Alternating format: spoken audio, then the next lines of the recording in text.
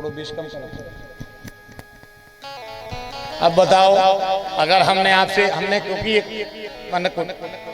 बात उठा करके और बात को सुलझाने का हमने प्रयास किया है, और कभी कभी ऐसी बात करना चाहिए, हो सकता है कि अनुभव में ना हो, पर अगर मन कह रहा है तो कहो। अगर बात उचित होगी तो श्रोता परमहंस बन करके बैठा है, वो स्वीकार करेगा। अगर वो रुचिकर होगी तो वो सभा को सुधारेगा। पर मेरा ऐसा मानना है तो कौन कहता है कि भाग्य का लिखा मिटता नहीं है। शिव जी ने कहा है भाग्य का लिखा तो कहे कौन। राम कथा में तो इतनी बड़ी बात लिखी है कि अगर कह दें तो आप लोग कहोगे महाराज जी क्या कह रहे हो, इतनी बड़ी बात लिखी है। शिव जी का ये कहना है कि धोखे से भी अगर राम कथा सुनने वाले का दर्शन अगर कोई गृहस्थी कर लेता है तो हम तो उसका भी भाग्य बदल देते हैं। सुनने वाले का तो कहे कौन। परिसर में आए और बिल्कुल ना आए, राम कथा सुनने वाले का दर्शन अगर कोई साधारण गृहस्थी कर लेता है तो भाग्य तो हम उसका भी बदल देते हैं। भाग्य बदलना भाग्य के विधाता के लिए बाएं हाथ का काम।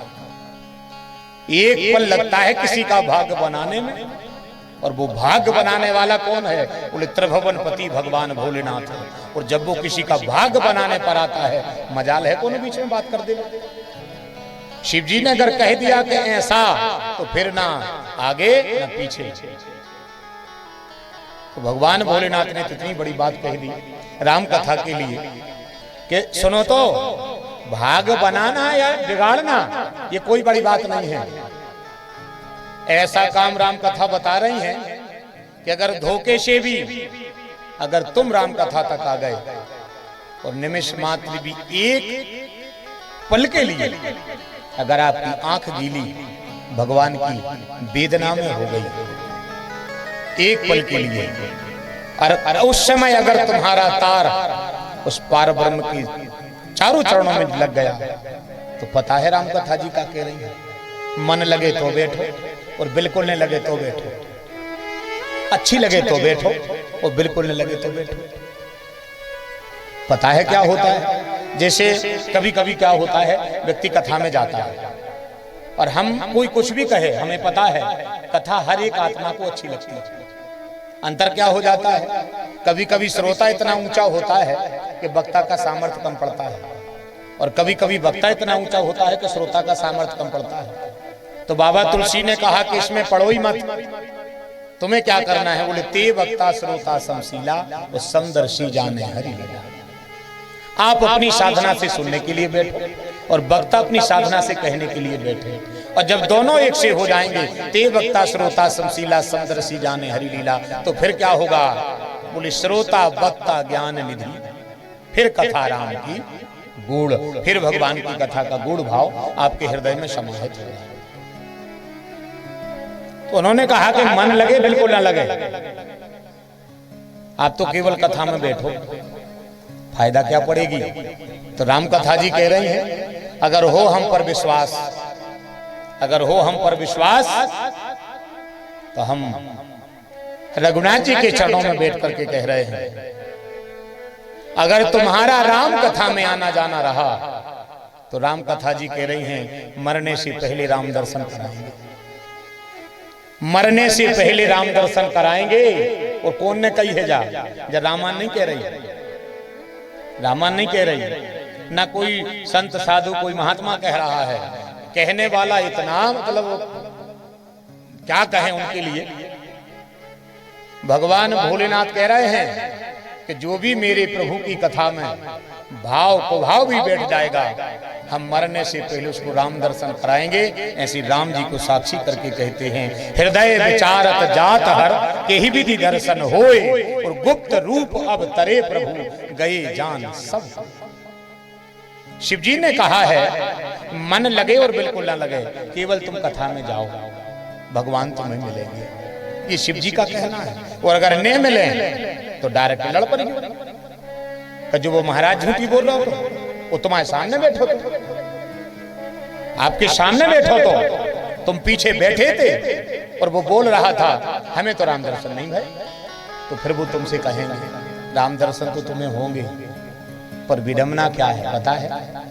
विडम्बना ये है कि मिल जाए तो जान हो कैसे, अगर भी मिल भी जाएंगे तो जान हो कैसे। अगर ये भाव आ जाए कि सिया राम मैं सब जग जानी, करहूं प्रणाम जोग जुग पानी, तो वो प्रीति का व्यवहार है, निभाओगे कैसे।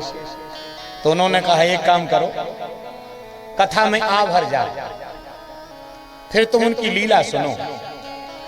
लीला सुनोगे तो क्या होगा, फिर ये पता रहेगा कि समय आने पर खम्भ से निकल जाते हैं, समय आने पर बाराह बन जाते हैं, समय आने पर मोहिनी बन जाते हैं, समय आने पर कहा क्या बताएं ऊकर कूकर शूकर बन करके आ जाते हैं। तो हम फिर उनको ढूंढेंगे कहाँ, हम फिर उनको ढूंढेंगे कहाँ। तो उन्होंने कहा ढूंढने की जरूरत नहीं है, तुम तो केवल जिज्ञासा करो, ढूंढना हमारे बस का नहीं, वो तुम्हें खुद मिल जाएगा। क्यों? मुनि ताल मंजीरा सूर अनेक, फिरे कण मांगत पे पद सूर से सूर कहाँ, सूर्य अनेक फिरे कण मांगत, पे पद सूर्य से सूर्य कहाँ, मुनि ताल मंजीरा बजाते फिरी, मीरा सीखर तार कहाँ, रामायण कितनों ने लिखी, तुलसी सी मर याद कहाँ,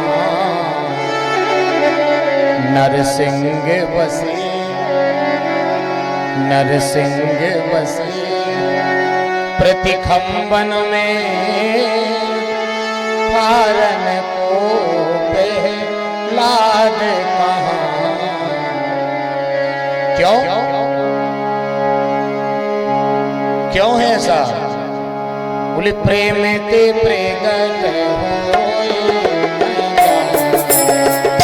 प्रेम ते प्रेगत होए मैं जाना, प्रेम ते प्रेगत होए मैं जाना, प्रेम ते प्रेगत होए मैं जाना, हरि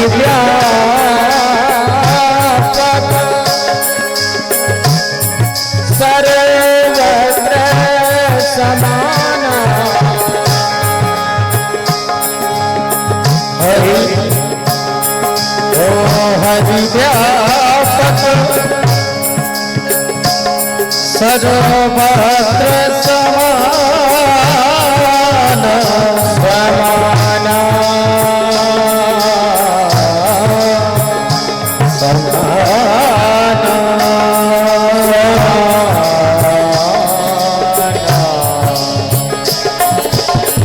प्रेमत प्रेगत प्रेमत प्रेगत होए मैं जाना, होए मैं जाना, होए मैं जाना। कहाँ ढूंढोगे? मिल जाए तो जी हम जान हो कैसे? तो बताओ प्रभु फिर क्या करें, जैसे मिल जाए तो कैसे जान? तो शिव जी ने कहा एक काम करो, मिलेंगे ये तो हम करते हैं तुमसे वादा, ये मिलेंगे हम तुमसे वादा करते हैं, हम तुम्हारा सोर्स लगाएंगे, वहां कहेंगे रघुनाथ जी से कि प्रभु आप खुद साक्षी थे, हम खुद साक्षी थे, सब गृहस्थी मेरे सामने बैठे थे और एक ब्राह्मण ने वचन दे दिया था। अब प्रभु अगर वो वचन की लाज चली गई तो ना ब्राह्मण का कुछ बिगड़ना है ना संसार का कुछ बिगड़ना है, फिर होगा क्या? वो ले जाएगी लाज तुम्हारी, किसी का कुछ नहीं बिगड़ेगा, पर तुम्हारा बिगड़ जाएगा। तो भगवान कहे बताओ शिव जी का करने, तो फिर शिव जी पता है राम जी से जब दर्शन कराते हैं तो क्या कहते हैं? ऐसी नहीं कहते दर्शन दे दे, नहीं, शिव जी कहते हैं काय प्रभु, भगवान कहें कहा है दे तो दे दी प्रभु। क्यों? बोले प्रभु माया का बाजार था, सौदा कर भी निकलो से चूक जाओ। अब प्रभु वो चूक जरूर गए, पर उसके मन में ये अंतर से लगा रहा कि चूक गए हैं, पर प्रभु एक दिन राम कथा हो रही थी और प्रभु वो बैठ गए। हमने कह दिया था कि हृदय विचारत जात हर के ही विधि दर्शन हो, हम तो उसके दर्शन की विधि बनाते हैं। अब प्रभु बन गई है विधि तो बना दे, तुम आई भी रह जे हम आई भी रह जे और बामन की रह जे, कहा घर जे प्रभु तुम आओ। तो भगवान कहें चलो हटाओ बताओ कहाँ की करा दर। अब आपके मन में जो छठा भगवान की होगी भगवान तुम्हें वो दर्शन कराएगा। अगर तुम्हें बाल रूप अच्छा लगता है तो बाल रूप में मिलेंगे, अगर तुम्हें भगवान का किशोर रूप अच्छा लगता है तो उसमें मिलेंगे, अगर भगवान का तुम्हें दाम्पत्य रूप अच्छा लगता है तो मैया जानकी जी के साथ दर्शन देगी, अगर तुम्हें भगवान का जो स्वरूप तुम्हारे मन में विराजा है। और अगर ऐसा हो गया कि अगर तुम्हें लगे कि श्याम गात सिर जटा बनाए और अरुण नयन सर छाप उठाए, प्रभु हमें तो ऐसे दर्शन करना है, तो वो अरुण नयन पर भी तुम्हें दर्शन देंगे, क्योंकि उनकी मजबूरी है, उनका कहना है कि को नहीं शिव समान प्रिय मोहि। पूरी सृष्टि में पूरे संसार में राम जी का कहना है, कोई कोई कुछ कहता रहे कि राम जी इनको चाहते उनको चाहते नहीं, राम जी ने कहा है को नहीं शिव समान प्रिय। प्यारे तो सब है, उन्होंने कहा कि सब मम प्रिय सब मम उपजाए, और प्रभु फिर विशेष तो कह लगे को नहीं शिव समान प्रिय। और अगर शिव जी ने कह दिया है तो दर्शन होंगे। अब वो मिलेंगे ये पक्का है, कैसे मिलेंगे विधि ये पुराण बताएगा, क्या करना है क्या नहीं करना है। जब इन चीजों का श्रृंगार जीवन में होगा, जिस दिन तुम्हें भी अचानक मिले तुम फट से हाथ पकड़ ले, फट से हाथ पकड़ो और फिर कहोगे कि बाहें छुड़ा कर जात हो निर्बल जान कर मोह, हृदय से जब जात हो तो मरद बधू। हाथ पकड़ लोगे भगवान का, अकेले पकड़ लिया, भगो तुम कैसे भग रहे हो। और अगर हाथ छुड़ा के भग भी रहे हो तो हृदय से भग के बता दिए अगर तुम हो भगवान तो। क्यों बोले तस्वीर मेरे यार की दिल में है, गर्दन झुकाता हूँ दीदार हो जाता है। हमें संसार में ढूंढने की जरूरत नहीं है, वो तो मेरे हृदय में रहता है।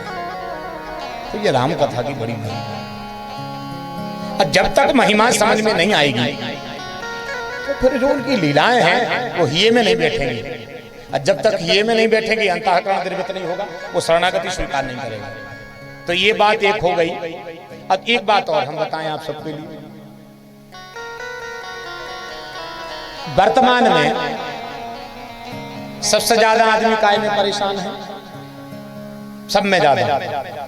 न आदमी रोटी से परेशान है, न कपड़ा से, न पैसा से, न व्यवसाय, न व्यापार से।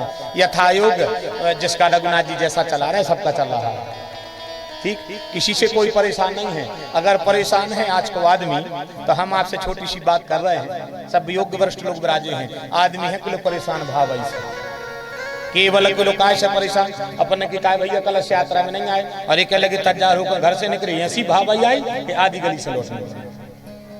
एक काय भैया तो उस दिन तुम शादी में नहीं मिले यार, भी तो तुम्हारे बड़े प्रेमी है, तेरे का बताएं यार, आधी रास्ता तक आए ऐसी भावई बनी, गाड़ी पंचर हो गई। काय ने टोको भावई ने, काय भैया पिछली बार कहे थे बिटिया को विवाह करो, ये बार विवाह नहीं किया, का बताएं पूरी तैयारी है थी बनी, ऐसी भावई बनी कि वो संबंध ही नहीं बनी। काय भैया बेटा को विवाह नहीं करो, काय भैया पिलर तो पिछली साल भर देते थे, ढलाई काय नहीं करवाई, अरे करवा तो रहते पैसा तो वही को धरे थे। ऐसी भावई आई कि कछू को जोड़ो कछू में चली गई। देख जा हो गई गृहस्थी। अब दंपत्ति की जोड़ो तो अपन पूछो काय भाई ऐसी उदास से काय फिर रहे, कहा बताएं यार ऐसी भावई बनी है जान खाए ले रही। ठीक, कहाँ आ गई बात भावई पे। फिर अपन ये तरफ पूछो बताओ ऐसे मतलब ये मन उदास क्यों है, नया कछू ऐसी भावई बनी है कि मरी जा रही। दो भावई। अब अगर इससे आप ऊपर उठ करके आओ तो जहां भी आप जोड़ो तो क्या है जीवन में केवल भावई।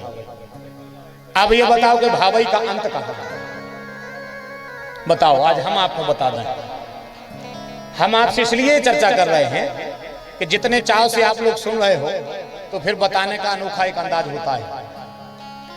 हर एक आदमी भावई से परेशान है? अच्छा जा बताओ भावई मिटत कहाँ है, बताओ। आपको नहीं पता कि भावई कहाँ मिटती है, और जहां एक के अलावा अगर कहूं मिटत हो तो हमें लिखी बता जो कि एक जगह होती मिटत। कभी कभी पता क्या होता है, हम कभी कभी प्रपंच का शिकार हो जाते हैं और उस परिभाषा को नहीं पढ़ पाते हैं कि जो संसार को नचा रहा है अगर हम उसी की शरण में चले जाएं तो हमें किसी की शरण की जरूरत नहीं है। और छोटे में बड़ी बात ना हो तो ये बाजार इतना कठिन है, समझ पाना बहुत कठिन है। हम तुम्हें बताएं, इन चीजों का वास्तविक जीवन से कोई संबंध नहीं है। ये भी हम आपसे कोई संबंध नहीं। आपकी भावई मिटाने की ताकत संसार में किसी में नहीं है, और न कोई मिटा पाए। तो फिर को मिटे, फिर कौन मिटाएगा? एक ही है मिटाने वाला, कौन मिटाएगा? देखो आप, भावई में